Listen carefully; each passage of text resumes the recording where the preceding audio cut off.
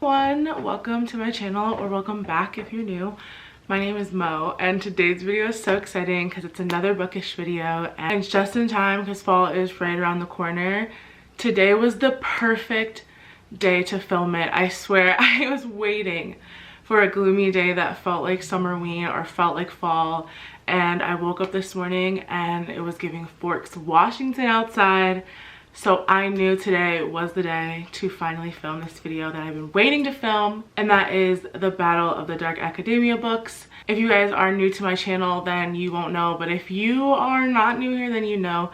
Secret History is one of my favorite books. I did a deep dive into it as well as talking about my theories. Link those both down below. But today, tackling the genre as a whole based on some TikTok recommendations. Because fall is right around the corner, I wanted to go ahead and read some of the most recommended Dark Academia books. You guys know what I think. You guys voted over in my community tab that you don't mind when videos have some spoilers. So this video will contain mild spoilers. I'm going to try to keep the big secrets and plot twist to myself, of course, because I do want to entice you to read these books. I've been hoarding all of this knowledge about these books. I've just been bursting to talk about it, and I've literally been tracking the calendar like every rainy day today to finish one of these books and dive into the books I chose. I do want to talk about the fact that I know Babel is not in this video. I'm remiss to make a Dark Academia video without including Babel, but it tells a bigger story about academia and Dark Academia, and while it has a beautiful setting and I think it's amazing, I think it's a little bit different than a group of out-of-touch privileged students at an elite school just getting up to aesthetic shenanigans. You know what I mean? There's more being said in Babel. I would say that these books aren't good, but that's for a different story. Okay, let's get into it. Oh, yum. So when most people think about Dark Academia, I think they think of the aesthetic as in like it's fall time and they're wearing dark colors and the sky is dark and the leaves are dark, and you know what I mean, because it's typically centered around big universities that have historic buildings and are set in areas that experience all four seasons. Out of the aesthetic, Dark Academia is also about the darkness of elitism and these institutions that prioritize success at all costs, which I think a lot of academics can relate to, pushing yourself to the point of perfection, because in the words of the great Amy March, if I'm not perfect, then I don't want to do it. I think a lot of times in trying to capture the aesthetic of Dark Academia, the core messages get lost in the plot. No pun intended. But I do think that there's nothing wrong with having a novel that is just about the vibes. And the books that I've read for this series kind of span on a range from total Dark Academia to this is just for the vibes, and that is why I made like a little rating score so you guys will know if they'll be for you. So first up, I'm gonna be rating them on atmosphere. Number one, is it beautiful? Do I feel immersive? Does it feel creepy and eerie? Does it feel like fall or winter? What does the school look like? All of that good jazz. Category will be worth 5 points each. So next up we have academic importance, which is how important are the academics in the story. I personally feel like in the Secret History, the academics are not uber important to the story versus a story like Babel, where the academics really play into the reason the main character is experiencing a lot of the things they're experiencing. Last one, AAA, is attendance. Would I want to go there? AKA, do I think I could survive there? Would I find the people intolerable, or does the school itself seem appealing? That is a AAA score. We're going to 5 points each with a total of 15 per book. Okay, I'm feeling real Abby Lee Miller up in here. So look at this bookmark I got from Literary Craft Parlor. Are you kidding? First up on our Battle of the Dark Academia books, the book I probably see compared to the Secret History the most outside of Babel, I'm filming, and that is If We Were Villains by M.L. Rio. If We Were Villains follows the story of 7 theater students studying Shakespeare at an isolated performing arts college called Delacour in Illinois. Our main character is a third-year Shakespeare student named Oliver, and he basically takes us through the subsequent events that led up to the unaliving of one of their friends. Really said the bunny print to be completely honest, especially when you find out what happens. The thing to know about me when it comes to books is I'm not a fan of incoherent plot lines, especially ones that jump from present to past tense or vice versa. One, it's a lot for the reader to remember, and oftentimes I feel like the past tense tends to be more interesting because that's where the actual story is. There are little clues and things you have to pay attention to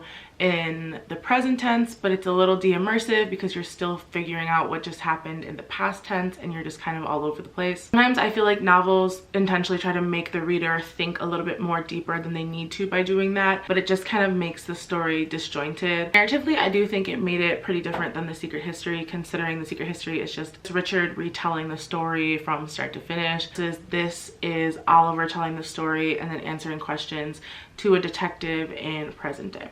Outside of the pacing issues in the first half of the novel, I will say the atmosphere in the first half of this is beautiful. You guys know I'm from the Midwest. I love Midwestern Gothic, and the book had a really good blend of Midwestern Gothic and dark academia themes.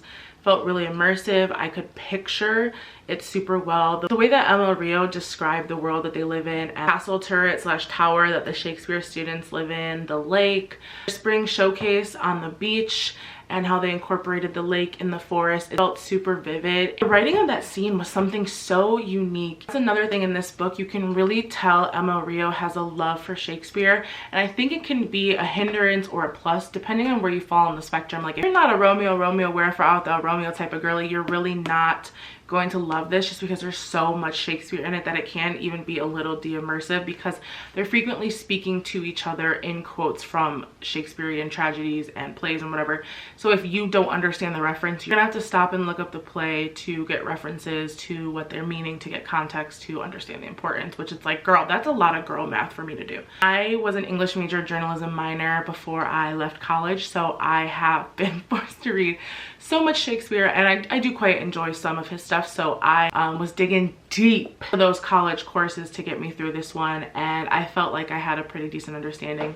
Even when I read that in college, I didn't understand what this man was trying to say, so how you gonna tell it to me, Oliver Marks? The thing that differentiates this from The Secret History and kind of honestly aided it a little bit was Shakespeare students are isolated, not really by choice. And in The Secret History, they do not mess with the rest of the campus. They don't care. They're like invisible to them. Delacour is special in every year the students have to re-audition to get let in. So theoretically, you could do all 3 years and audition for your senior year, not get let in, not get any transferable credits, and just be screwed. Took Hamden and was like, you know, we had to double it in terms of like being so academically unserious. Because of that, only the best of the best make it through, so they have been with each other since first year, and they're the ones that are about to become fourth year theater students.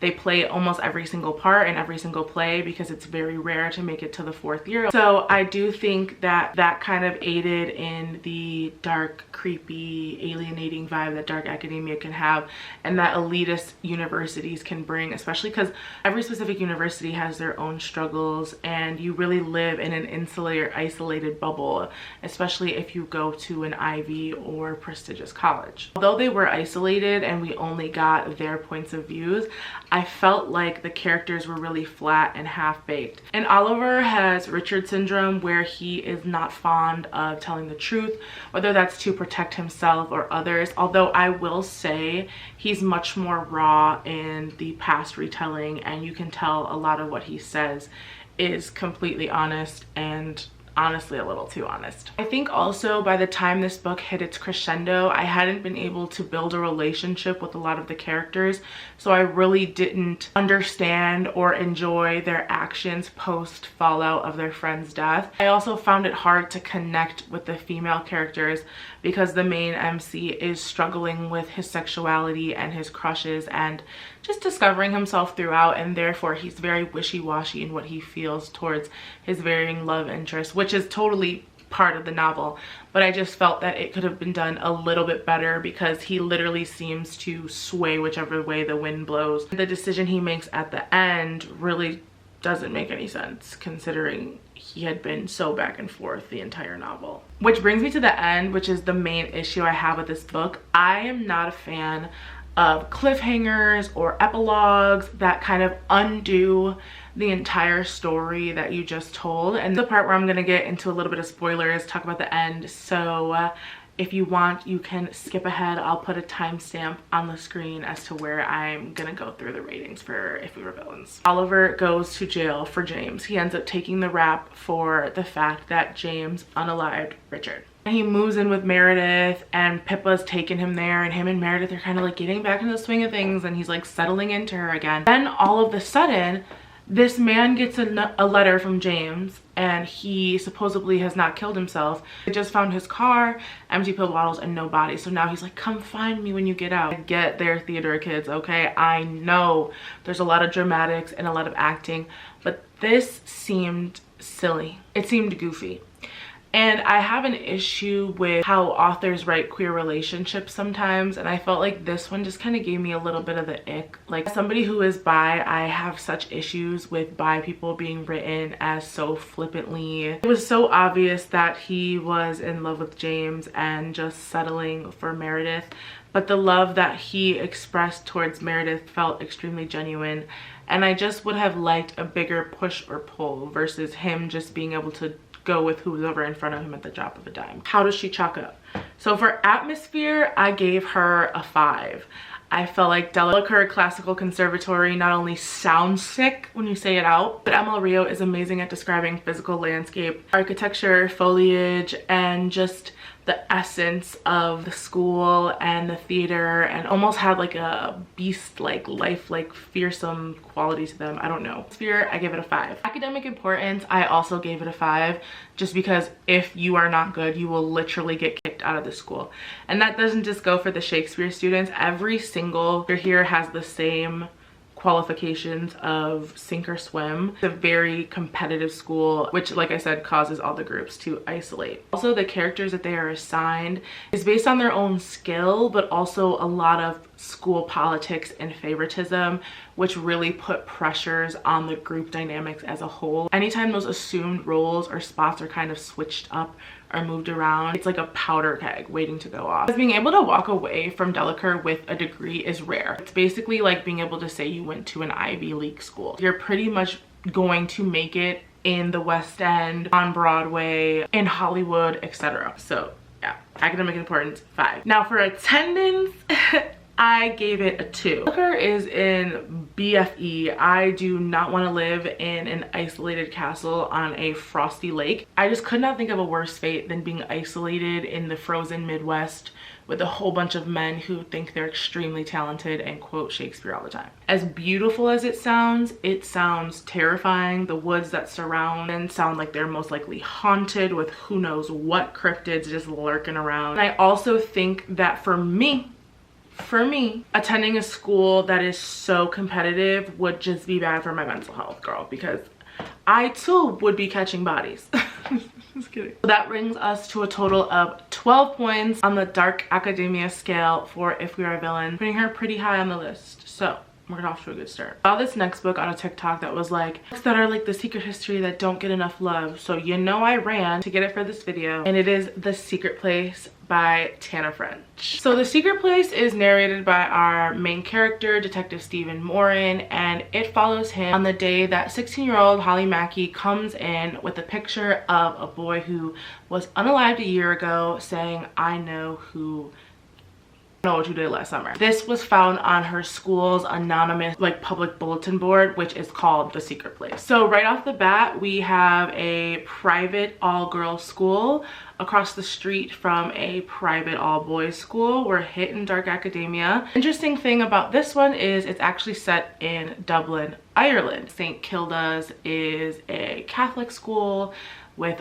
old ancient buildings, rumors about ghosts of nuns, and it's just really a dog eat dog type of world, you know what I mean? Only does it jump between the past and the present, a year ago to where the young boy was unalived, and the present when they are investigating the crime, but it also switches from multiple POVs. This entire novel, okay, this novel outside of the flashbacks takes course over one night. At the core, this is a murder mystery. So you are investigating alongside the detectives. You're trying to remember all of the information that these teenage girls are giving you. And obviously they're hiding secrets, right? The secret place, that's the whole point. Dark academia, something happened, nobody wants to tell. Right off the bat, my issue with the secret place was it's entirely too long. Like, it could be 100 pages shorter and I think it would have bumped it up a whole star for me, honestly. It's just too wordy and it takes too long to tell us something that we already know.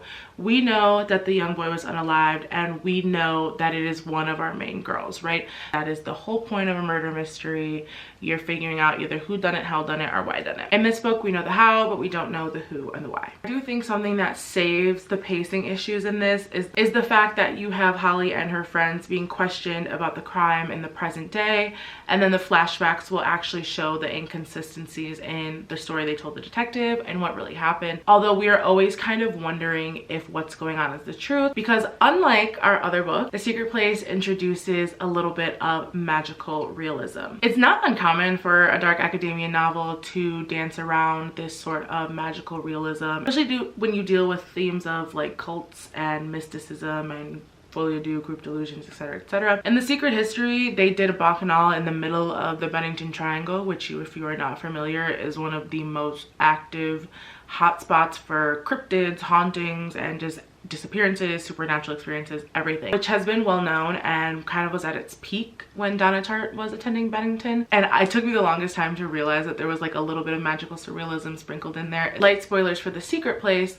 but the girls have telekinesis. They can kind of move things with their minds. They can turn lights on and off. Their powers kind of vary from literally them only being able to turn lights on and off to one point one of them is so strong that she's holding gets taken from her and it burns the hand of the person that snatched it. Again, Holly is an unreliable narrator, and so many of the girls are, because they're of course teenage girls hiding secrets. This one really delves into the cliques and the social side of dark academia, the caste system or the pecking order in these elite organizations and universities can kind of really get to you.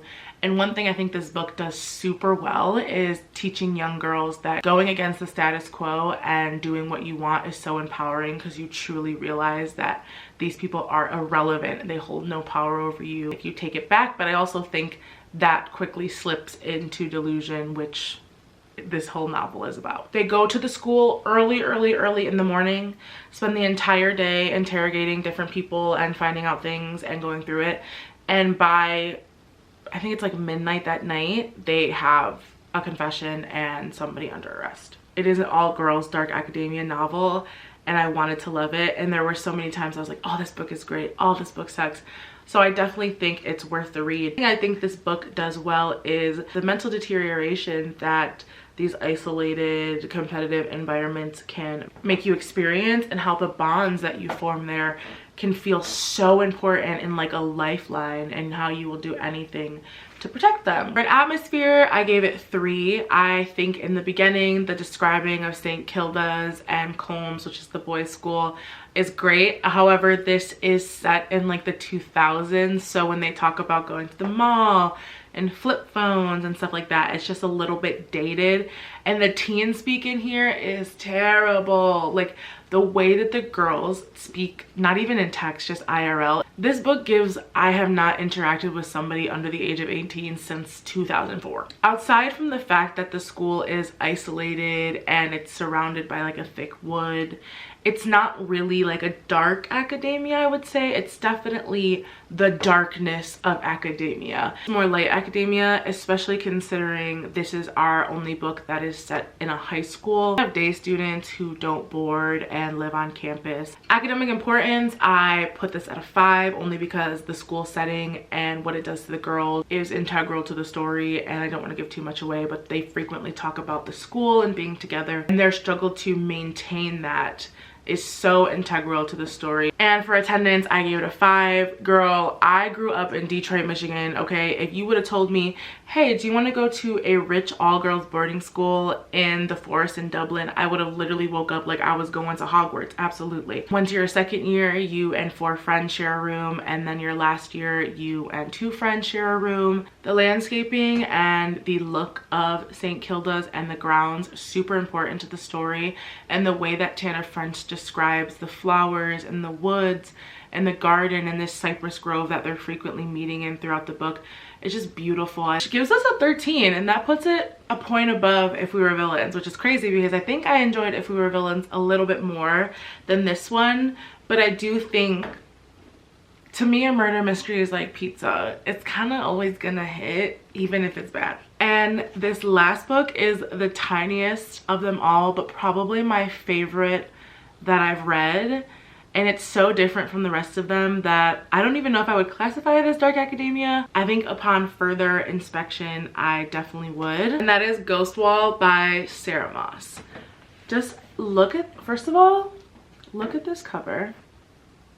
What can I say about this book outside from you need to read it? It's probably become one of my favorite books of all time. Ghost Wall follows Sylvie and her family as they live as ancient Britons in a forest in England, specifically as Iron Age Britons, and a group of anthropology students live with them to do an ethnography study and to learn about how the ancient Britons lived. The dark academia aspect to it is so different than any of the other novels. It's so sneaky and it comes up on you and you should have seen it coming the whole time. Kind of like a tidal wave, and I think academia can be so similar to that. Something you've looked forward to your whole life, and something you've honestly been told since birth that you need to be good at and strive at perfection for, and then you get it and you experience it and it just feels overwhelming. All of these books deal with some sort of queerness and some conversation around sexuality and gender, and Ghost Wall is no different. Our other books deals with tumultuous relationships with parents, abusive relationships. I definitely do think that this book could be very triggering. If you've ever dealt with stuff like that, the things that her father does to her in this book are genuinely jarring and made me so unsettled and so uncomfortable. I think the thing that differentiates Ghost Wall from the rest of our books is this book isn't about somebody going off to an institution and studying. At this core, this story is really about a young girl suffering at the hands of her controlling father and her absent and honestly like long-suffering mother. Isolation and shared beliefs and mysticism and cult-like mentalities can really spiral into a lot of scary, dangerous actions. And this book doesn't take place in an institution. It doesn't have to sell you any brick and mortar libraries or cabins.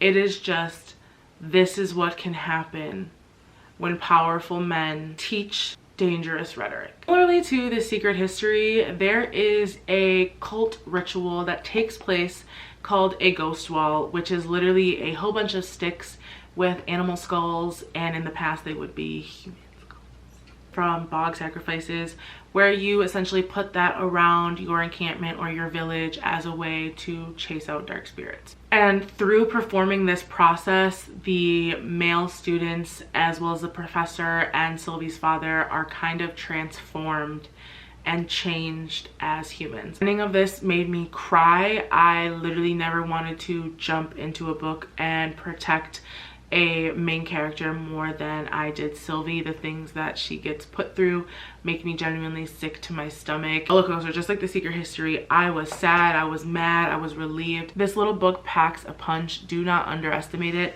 Reading Ghost Wall is kind of hard for me because I would not like to step foot in this book at all. So for atmosphere, I gave it a 3 out of 5 just because it is not some beautiful, stunning university that you want to go to. It is a hot, swampy bog where they're eating gruel and sleeping on hay, and it's just, it's Helene, it's horror. But on the flip side, I did give the academics importance a 5 out of 5 because really their desire to live an authentic experience and fully immerse in this Iron Age Bretonian life is what led everything to spiral. And for attendance, I gave it a 0. Like I said, I would not want to step foot in this bog, and I honestly wouldn't want to go to school with these people. If this was my class, I would have done exactly what one of the characters does. I won't give anything away. They were the only one I liked outside of Sylvie, so that's saying something. The whole group could literally go to hell. If you thought the characters in The Secret History were unlikable, the anthropology students in Ghostwall make the classic students literally look like just Mary Joseph and a whole bunch of saints. Which brings Ghostwall to an 8. Putting it in last place, which is crazy because it's honestly the one I enjoyed the most, but I do think it's the one that subverts the genre the most. Puts us at The Secret Place for number 1, If We Were Villains for number 2, and Ghostwall for number 3, which is crazy because structure and storytelling do not always make a book. Sometimes all the pieces are there, but the puzzle just doesn't come together, and that's how the cookie crumbles. So there you have it. You can live out your dark academia dreams this fall. I'm on a book buying ban because I'm trying to make it through my physical TBRs. You guys are definitely going to get more videos about some TV and movies. I've just been trying to navigate the WGA strike and stand in solidarity without scabbing or stepping on any toes. However, now that the guidelines are more clear, I feel way more comfortable making content for you guys. Because as always, I stand with the unions and I stand with everyone on strike. And reaction channels like mine wouldn't exist without the great artists that make the media that I love to consume. I will have some links down below where you can support the strikes and learn more.